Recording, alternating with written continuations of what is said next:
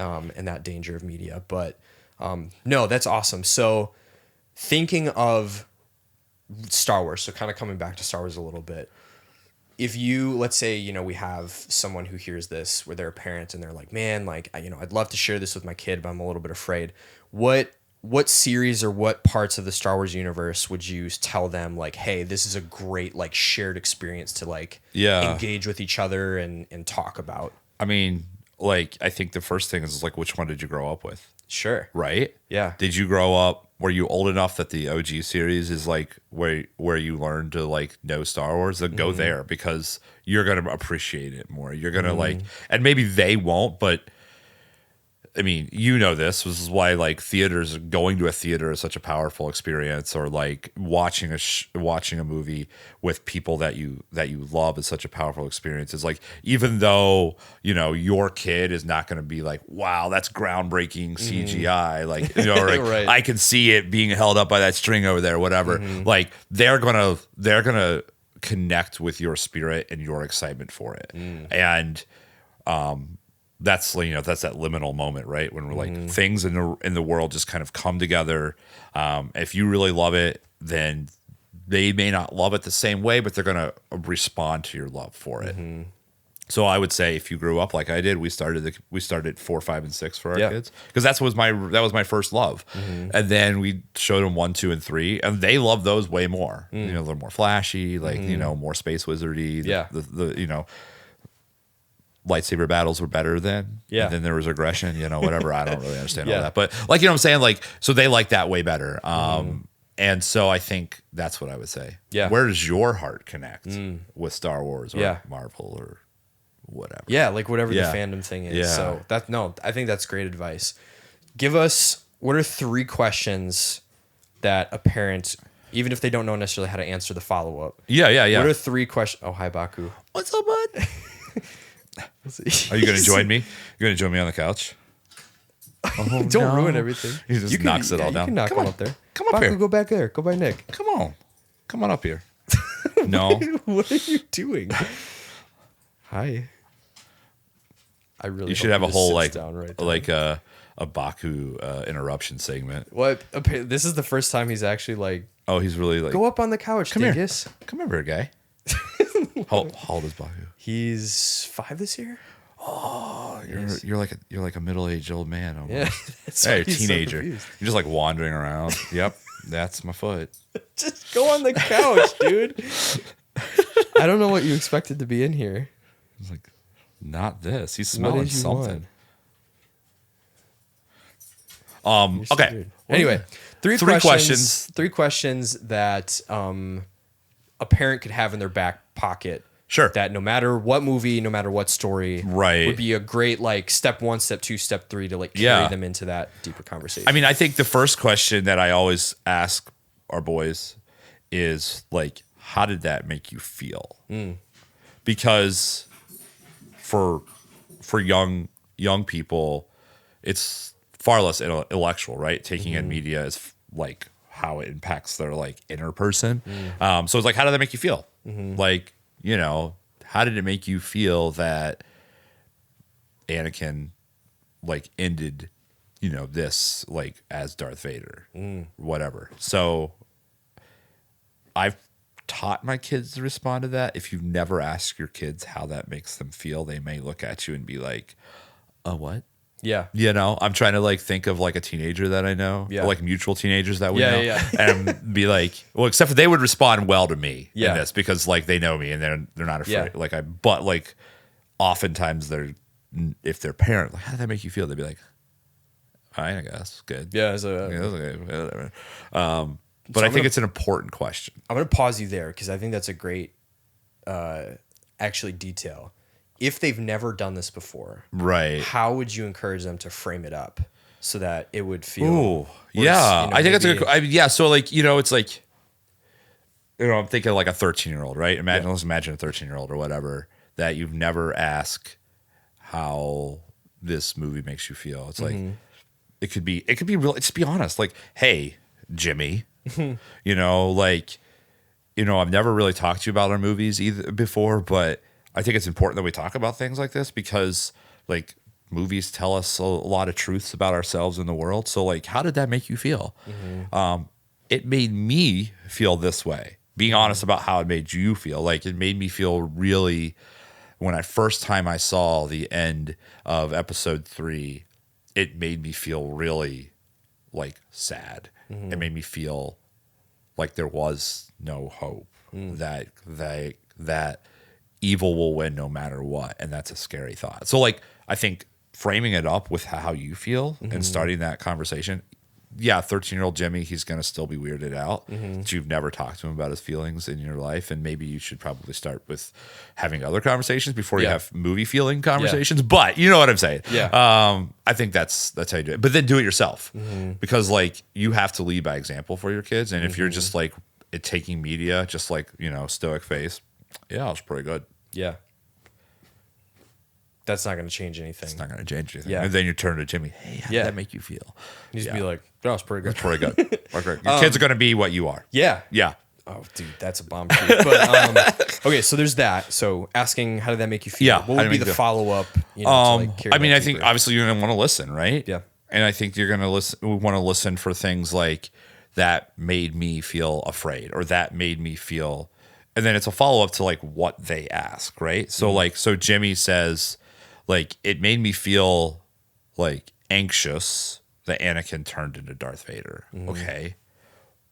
Like, what about that made you feel anxious? Like, be willing to go a little bit more than just like, give me the answer and walk away. What about that made you feel this way?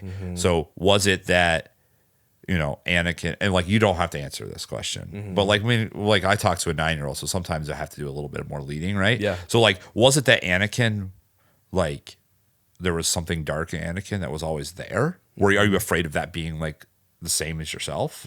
Or like, did it make you anxious just because it was like, kind of a, like the music was big and, like, was it the visuals or did it just make you feel anxious and you don't know why? Because it's okay for a kid to not know why they're anxious. But you can't be just like, hey, like, it's okay, you don't know why. Like, you have to, like, be present. And I think that's really the key is, like, ask the question and then be ready. So, like, step 2, less more like another question, but step 2 is responding to what they actually say and asking, like, well, okay, tell me more about that. Sure. So, how did you feel about it? Tell me more about how you felt about it. And then, like, I mean, a third, like, if those two don't get you into a conversation, then I think a third question is like, what would you like? What about the story? Like, did you like and what did you not like? Because that's going to probably get you to a very similar answer to like, how did that make you feel? Like, like I didn't like that Palpatine was able to control Anakin so easily. Why? Like, why are you afraid? Like, what did you not like about Anakin being controlled so easily? Yeah. You know what I'm saying? So it kind of gets to the same place where you're asking those like, okay, but why do you feel this way? Yeah.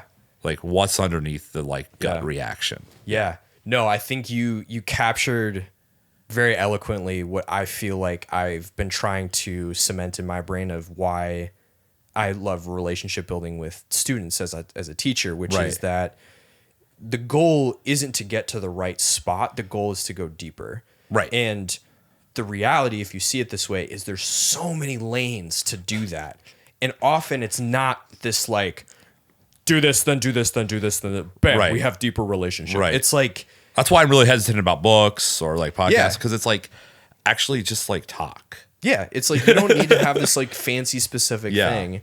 It's just show up, ask a question, be curious, be consistent in your curiosity. Yeah. That means so much more than, the person who's like, hello, my fellow teen, what did you think about the new Dune movie? That He's just like voiceover, whatever. Exactly. Yeah. Dune 2. Yeah.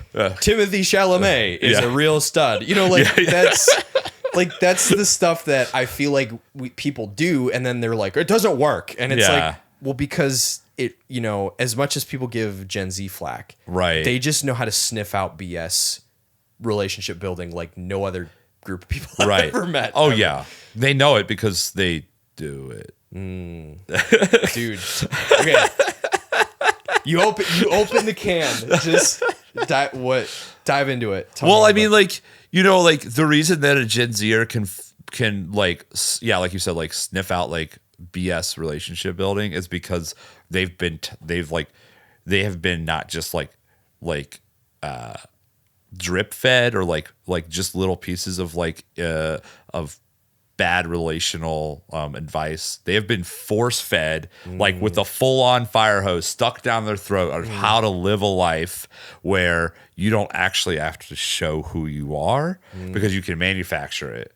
You are a brand and that's what you are. And so so they know exactly when Nick shows up as Nick's brand and not Nick the person, they're like, we're not here because I know exactly what you're doing because I do the same thing every single day of my life. Yeah. And I mean, it's not because like, you know, I mean, yeah, social media is bad or whatever. It's because parents as a whole have abandoned their kids to allow them to like learn how to create themselves and not been involved in their lives in ways that a parent can help a student learn how to create themselves. Because a student is just creating themselves as they get older, and like they've broken down over and over and over again. And Jesus comes in and says, "No, this thing's broken," or they leave Jesus and the world destroys them, and they come back to Jesus. So many things. I mean, that's just that's the process of getting older. Is like we recreate ourselves over and over again.